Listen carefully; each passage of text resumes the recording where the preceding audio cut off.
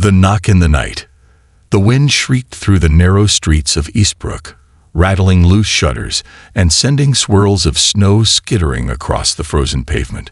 The town was locked in the grip of a brutal December storm, the kind that turned breath into clouds and turned roads into ice traps. Inside the dimly lit police station, Officer Jordan Hale sat at his desk, rubbing tired eyes. The station was nearly empty at this hour. The late shift was always the loneliest, filled with nothing but stacks of paperwork, a crackling radio, and the occasional call about a lost pet or a drunk driver skidding off the road. The old radiator in the corner wheezed weakly, struggling against the biting cold that seeped in through the station's drafty windows. Jordan pulled his coat tighter around him, tapping his pen against his desk absent-mindedly. He glanced at the clock. 1:37 a.m. The night was dragging on. Then, out of nowhere, a sharp, frantic knock echoed through the station. Jordan sat up straight, his senses instantly alert. The knock came again. 3 desperate raps against the glass door, urgent and uneven. It wasn't the steady, deliberate knock of a fellow officer or the drunken pounding of a late-night troublemaker. It was something else. His gut tightened. He stood, his boots echoing against the tile floor as he moved toward the entrance. Through the frosted glass of the door, he saw them. 2 small, shadowy figures huddled together against the brutal wind. They were swaying slightly, barely able to stand. A chill ran down Jordan's spine. Kids, out in this weather, at this hour. He reached for the door handle and yanked it open. The wind immediately howled inside, carrying a flurry of snow with it. The 2 children stumbled forward, almost collapsing at his feet. Jordan's breath caught in his throat. They were little girls, no more than 6 or 7 years old. Their faces were flushed with the sting of the cold, their lips quivering as they shivered uncontrollably. Tiny fingers clutched at each other, their coats dusted with snow, but it was clear their clothing wasn't thick enough to fight against the deadly winter air. One of them, the slightly taller girl, lifted her head. Her brown eyes were wide, filled with something more than just fear, something deeper, desperation. "Please, sir," she stammered, her breath coming in short, uneven bursts. "Our mommy told us to come here, but she never came back." Her voice cracked on the last word, and Jordan felt his chest tighten. He dropped to his knees immediately, placing his hands gently on their arms. Their skin was ice cold. Their tiny hands had already turned an unnatural shade of purple, early signs of frostbite. The shorter girl whimpered, pressing closer to her sister. Jordan acted fast. "Come inside," he said, his voice firm but calm. "You're safe now." He scooped both girls into his arms, feeling their trembling bodies against him, and carried them inside, kicking the door shut behind him. The warmth of the station wasn't much, but it was better than the raging storm outside. He set them down carefully on the old leather couch near the heater and immediately shrugged off his thick police jacket, wrapping it around their frail frames. Their teeth chattered violently as they tried to huddle together for warmth. Jordan crouched down in front of them, his eyes scanning their frozen faces. "What are your names?" he asked gently. The taller one swallowed hard, gripping her sister's hand tightly before answering. "I'm Samara," she whispered, her voice barely audible. "This is my sister, Layla." Jordan forced a reassuring smile, even though his gut was twisting.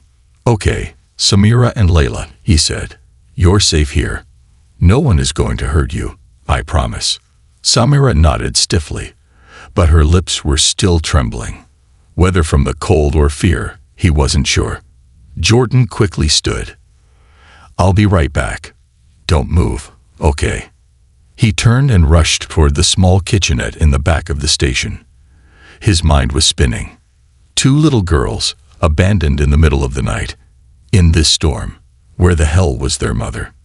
He grabbed 2 ceramic mugs and poured hot water into them, stirring in instant cocoa powder from the stash they kept for late-night shifts. The scent of chocolate filled the air as he grabbed a handful of napkins and hurried back. When he returned, the girls were still huddled together, wrapped tightly in his jacket. Their eyes flicked toward him as he approached. He crouched down again, handing them each a warm mug. "Drink slow," he advised. "It'll help."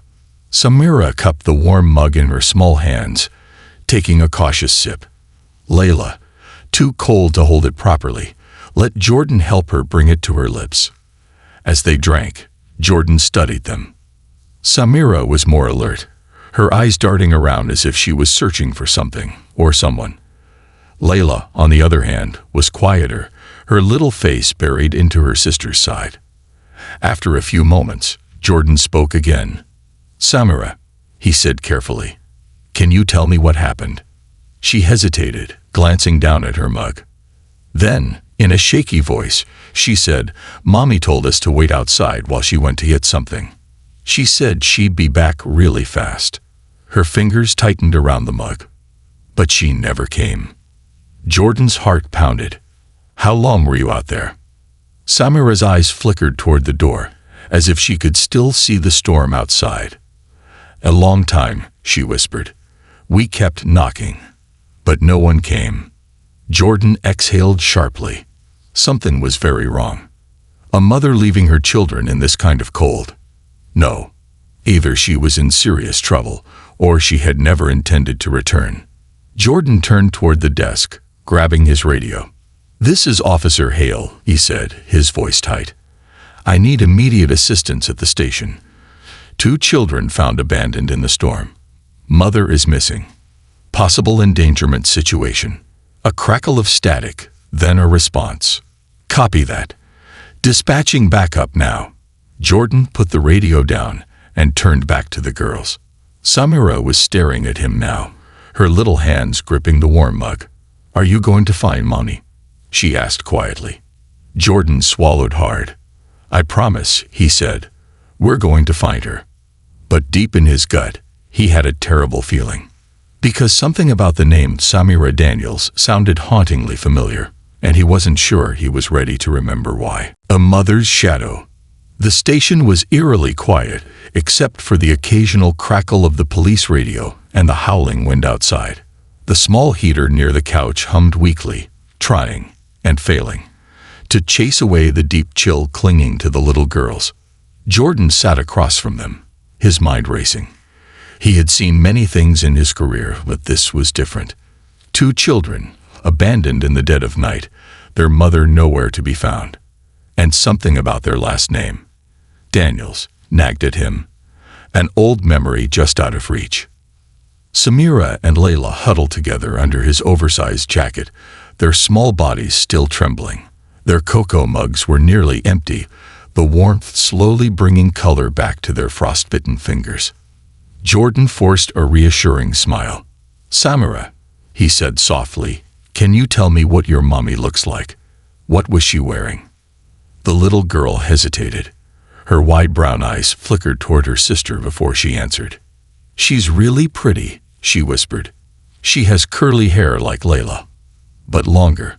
And she was wearing a blue coat." Jordan noted the down in his notepad, but before he could ask anything else, Layla, the quieter of the 2, suddenly whispered. She was scared. Jordan's gaze snapped to the smaller girl.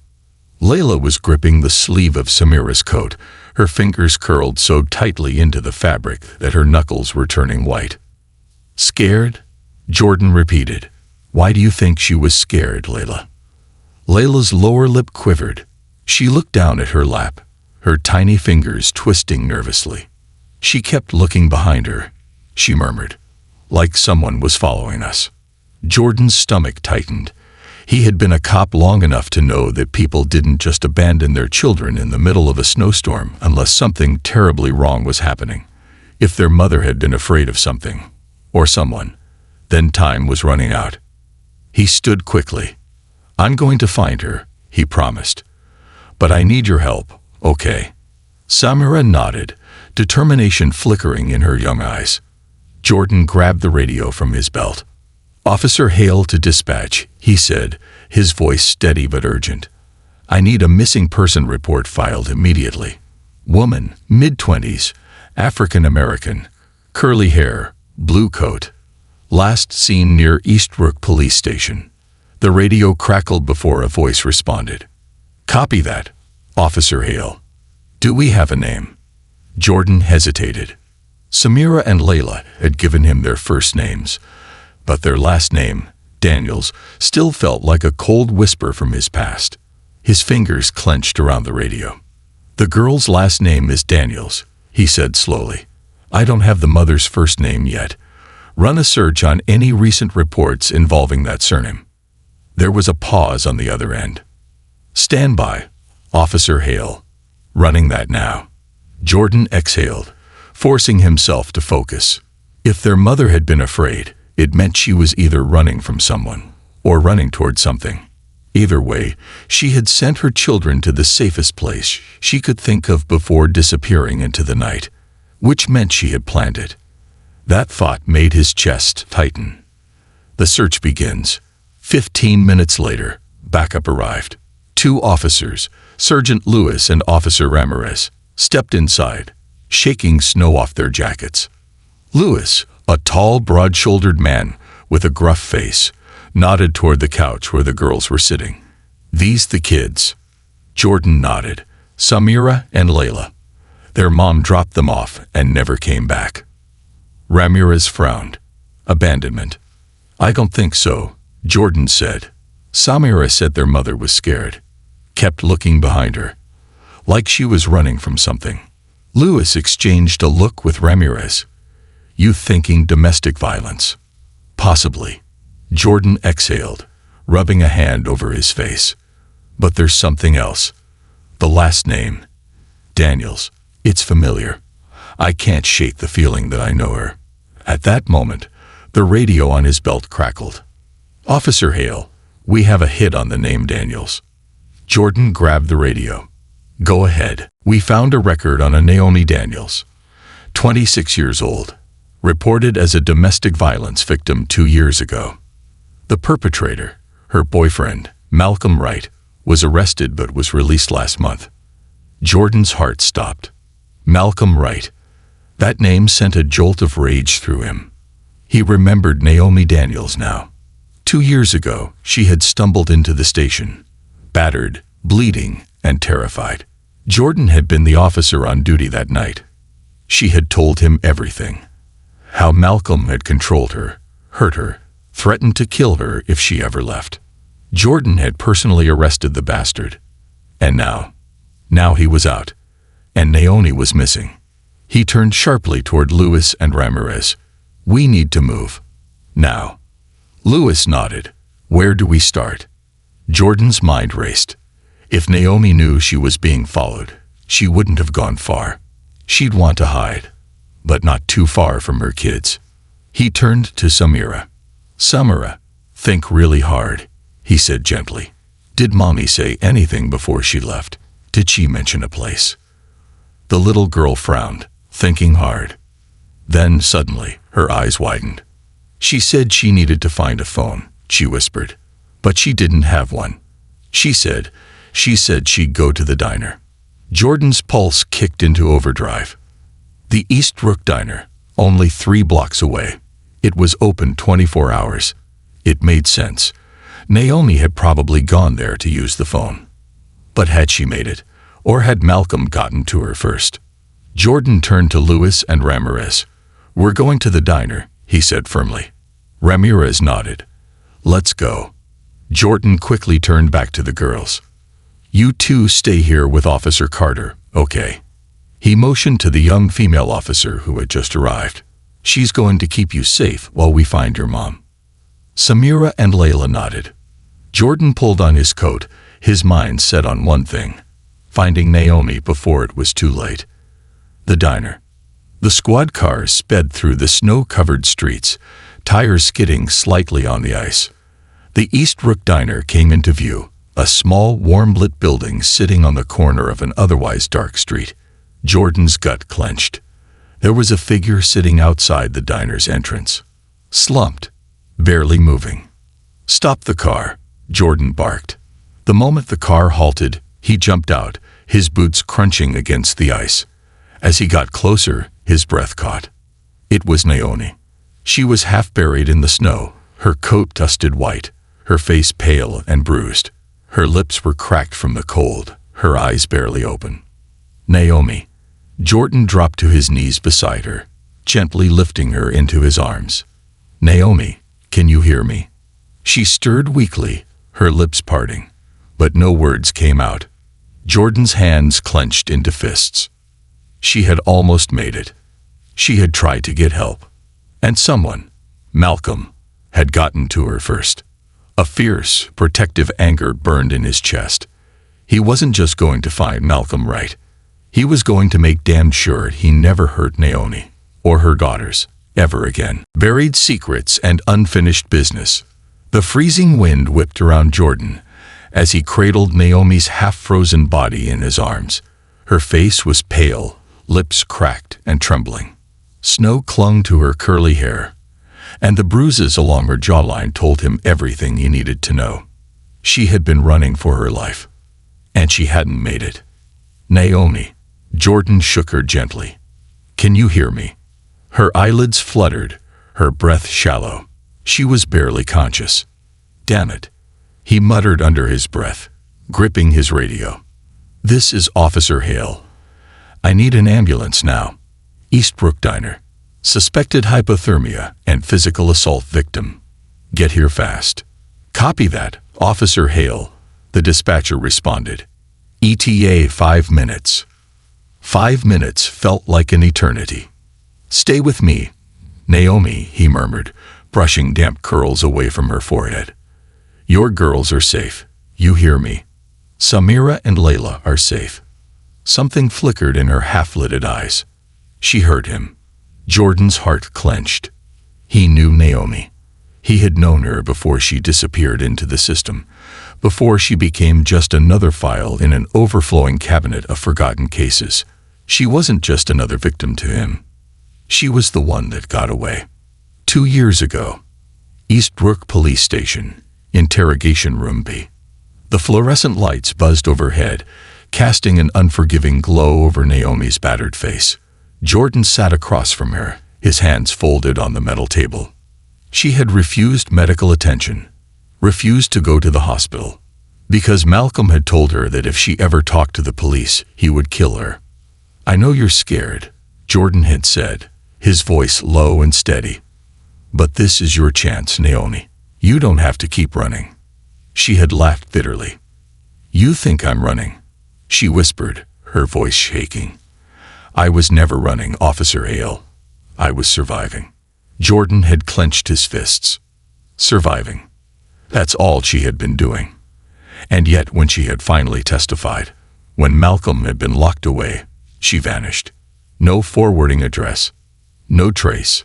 Like she had never existed. And now, here she was, broken and frozen on a diner sidewalk. Present day, Eastbrook Diner.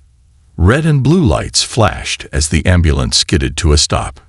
2 paramedics rushed out, their boots crunching against the snow as they sprinted toward Jordan. She's hypothermic, Jordan reported as they knelt beside him. Bruises along the jaw, possible internal injuries. The paramedics worked quickly, wrapping Naomi in thermal blankets and checking her vitals. One of them, a woman with sharp green eyes, looked up. She's severely dehydrated and barely responding.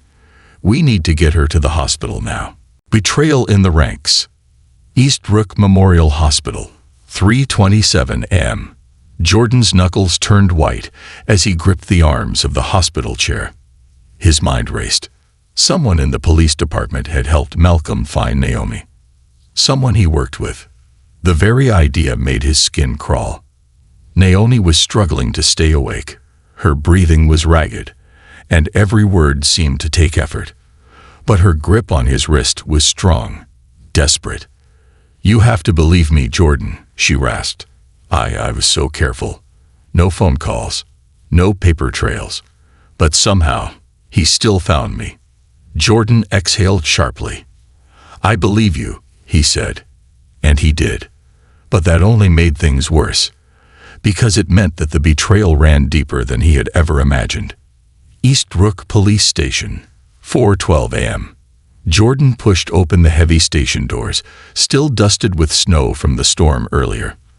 The place was quieter than usual, just a few night shift officers manning the desks, sipping stale coffee. He made a beeline for Captain Whitaker's office.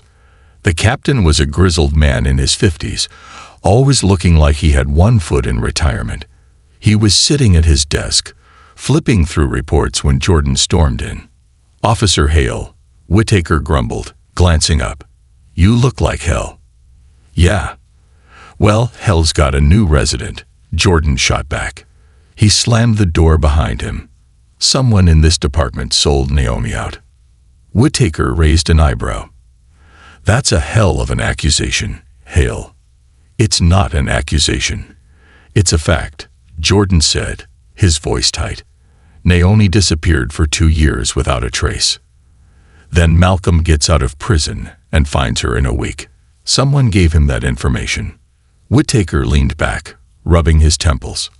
"All right. Say I believe you," he said. "You got proof." Jordan clenched his jaw. That was the problem. He didn't have proof. Yet. But his gut told him he was right. "Pull the logs," Jordan demanded. "I want to know who accessed Naomi's case file in the last month." Whitaker sighed. "You realize how serious this is." "You think I don't?" Jordan snapped. "I just found Naomi half dead in the snow. Her daughters were begging for help at our front door. And she still doesn't feel safe because one of us betrayed her." Whitaker's face darkened. "Fine. I'll get the logs." He turned to his computer and started typing. Jordan paced, heart pounding. He wanted to believe it was just some clerical mistake, that maybe he was being paranoid. But then Whitaker's expression froze. Jordan stopped pacing. "What?" Whitaker didn't answer right away. He just stared at the screen. Jordan rushed behind the desk. His blood ran cold when he saw the name on the access log. Sergeant Thomas Avery. Jordan's stomach clenched. Avery. The same Avery who had worked Naomi's case years ago. The same Avery who had always defended Malcolm Wright, even when the evidence was stacked against him. And the same Avery who was on duty the night Naomi's daughters showed up at the station. Everything inside Jordan turned to fire. That son of a... He turned on his heel. "Jordan," Whitaker called after him. "Don't do anything reckless." But Jordan was already gone. Sergeant Avery's house, 5:22 a.m. Jordan's tires screeched as he pulled up in front of Avery's house. Snow had piled up around the driveway, untouched. The house was dark, no signs of movement. Jordan slammed his car door shut, breathing hard. His hands curled into fists. This was a brother in uniform, someone he had shared patrols with, someone he had trusted. And now, he was a traitor. Jordan took the steps 2 at a time and pounded on the door. No answer. He pounded again. "Avery. Open the damn door." Nothing. Jordan's instincts screamed at him. Something was wrong. He stepped back, then kicked the door in. The wood splintered, the lock breaking clean off. Jordan stepped inside, gun drawn. The house was eerily quiet. Too quiet. Jordan's pulse quickened as he moved through the darkened hall. The living room was a mess. Drawers pulled out, papers scattered. It looked like someone had left in a hurry. Then, his eyes locked onto something on the coffee table. A burner phone. Still powered on. Jordan grabbed it, scrolling through the last few messages. His breath caught in his throat when he saw the name on the most recent text. Malcolm Wright. Jordan's vision blurred with rage as he opened the conversation. Malcolm. She knows. Get rid of her. Avery. I tried. She got away. Malcolm. Then get the kids. Jordan's heart stopped. The kids. Samira and Layla. They were still at the station. And Malcolm was going after them. Eastbrook Police Station, 6:01 a.m. Jordan drove like a man possessed. His tires screeched as he tore through intersections, his sirens blaring. Please let them be safe. Please, God. He pulled up to the station just as his radio crackled to life. "Officer Hale, we've gotta. Where are the twins?" Jordan cut in. A pause. "They're gone." Jordan's vision tunneled. "What?" "They were here, but an officer signed them out. Sergeant Avery." Jordan's blood went ice cold. He sprinted into the station. A young officer, Collins, tried to stop him. "Jordan." "Not now," Jordan barked. "Security footage. Now." Collins paled but nodded, leading him to the back. They pulled up the last few hours of footage. Jordan's stomach twisted as he watched the grainy black and white video. At 5:45 a.m., Avery walked into the station. He was calm, collected. He went straight to the back where the girls were sleeping. He signed them out. And then he walked them right out the front door. Jordan slammed his fist against the monitor. Avery had taken them. And if Malcolm's texts were anything to go by, the girls were in serious danger. The desperate chase. Eastbrook Police Station, 6:07 a.m. Jordan Hale's heart pounded so hard it felt like it might burst. His hands clenched into fists as the grainy security footage played on repeat in his mind. Sergeant Avery, his supposed brother in blue, walking out of the station with Samira and Layla. Those two little girls had come to the police for help, and someone who had sworn an oath to protect the innocent had just handed them over to a monster. Jordan inhaled sharply, forcing himself to focus. Avery had a head start, but Jordan still had something he didn't: the truth, and he was going to use it to burn this whole operation to the ground. Inside the getaway car, 6:12 a.m. Samira clutched Layla's hand so tightly it hurt. Her little sister was shaking, terrified, but Samira knew she had to be strong, for both of them.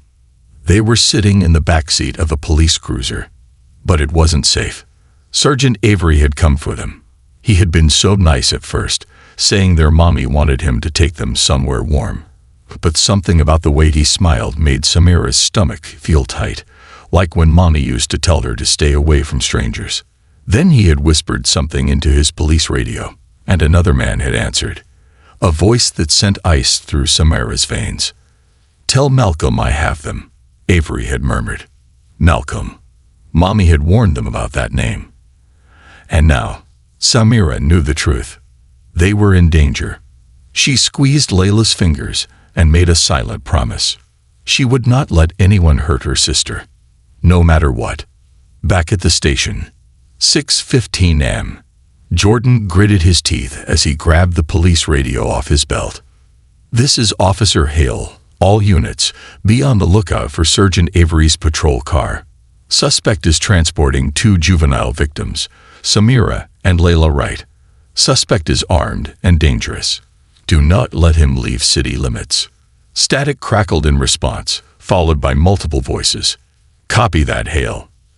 Unit 42 is checking the East Highway.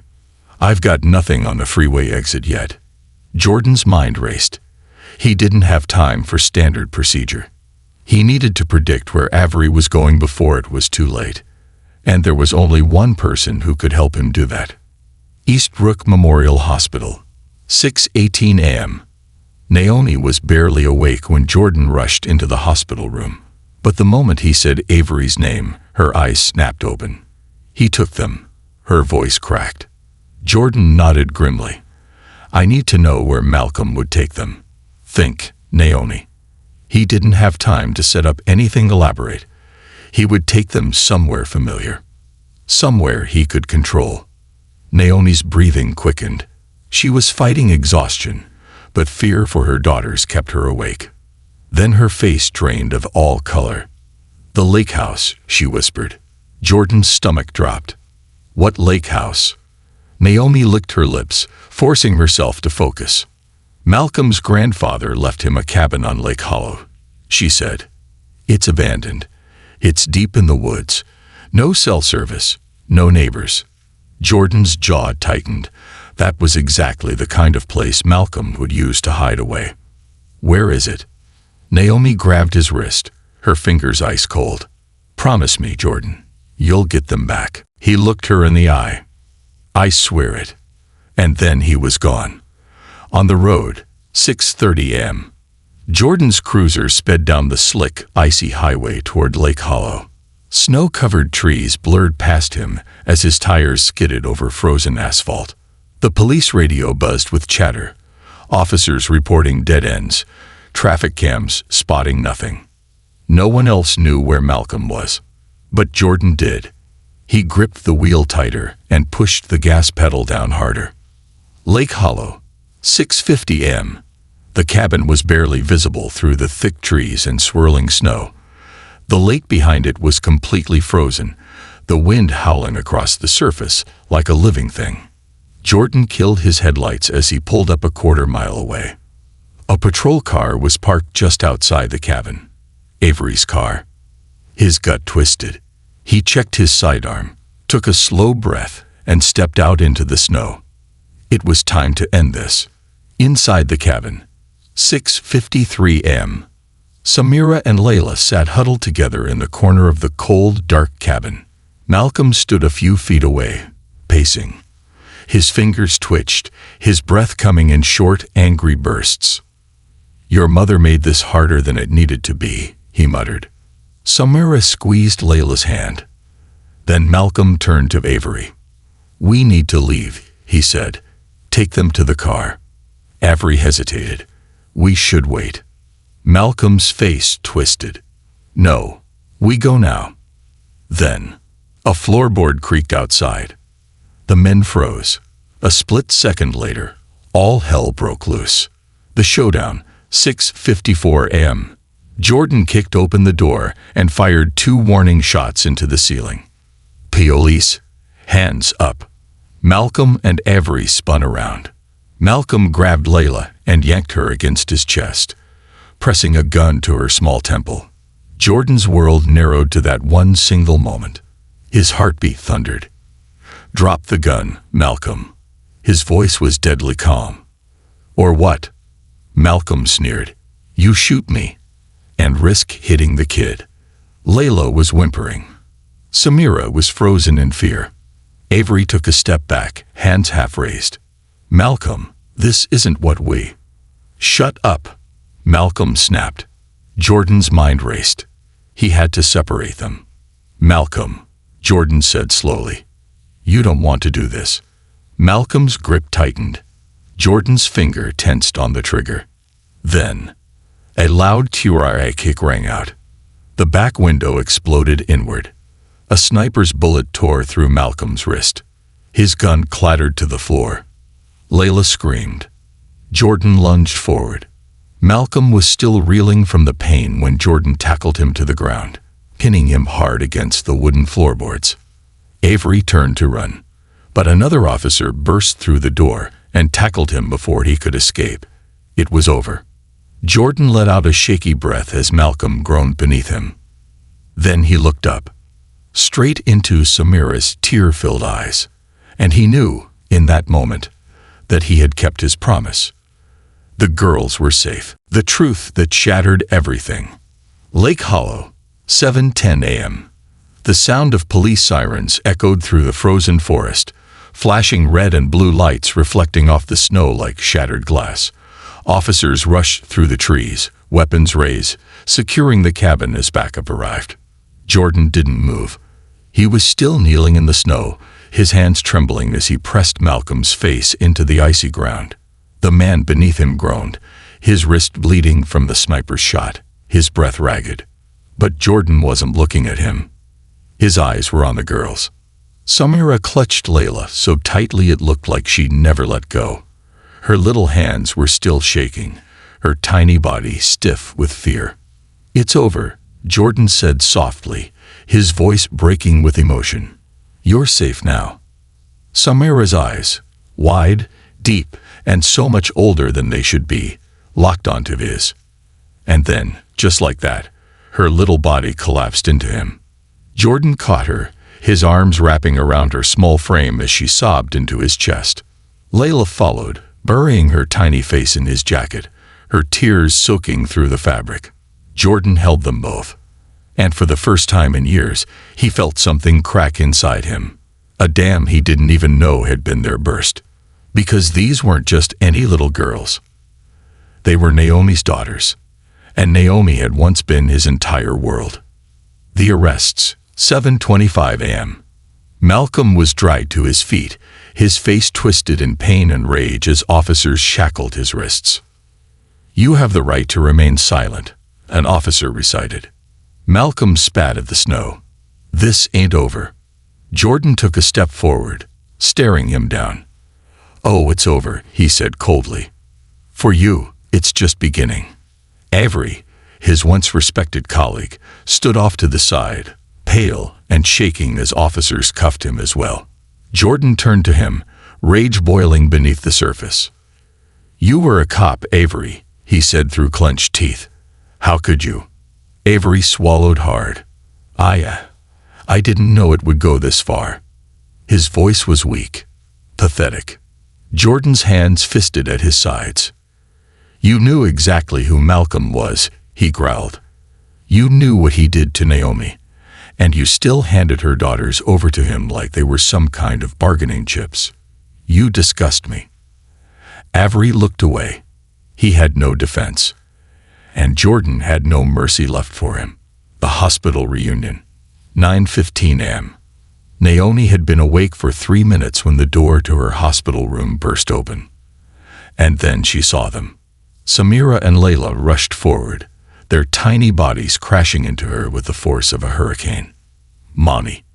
Naomi's breath hitched. She wrapped her arms around them, pulling them so close she thought she might never let go. Tears streamed down her face, but she didn't care. She kissed Layla's forehead, ran her fingers through Samira's curls, breathing in their warmth, their life. She had been so afraid she wouldn't get to hold them again. "You're safe," she whispered. "You're safe, my babies." "Oh, God." Jordan watched from the doorway, his chest tight. Naomi's face was streaked with tears and exhaustion, but when she finally lifted her gaze and met his eyes, the world seemed to stop. She blinked, swallowed hard. Then, in a voice barely louder than a breath, "Jordan?" And just like that, everything from the past came rushing back. The past that never let go. 8 years ago, Naomi Wright had been the most brilliant, fearless, and beautiful woman Jordan had ever met. She had been fire, unapologetic, unstoppable.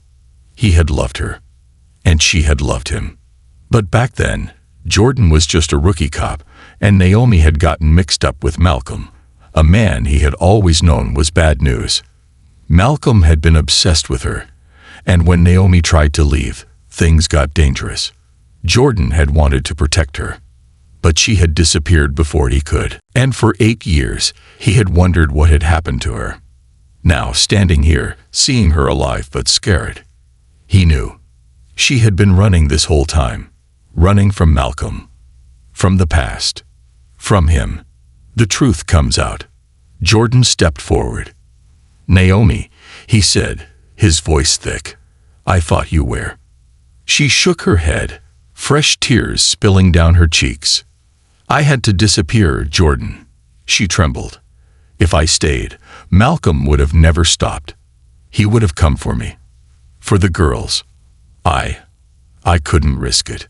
Jordan felt like the air had been knocked out of his lungs. "You should have told me," he said, his voice barely above a whisper. Her hands tightened around her daughters.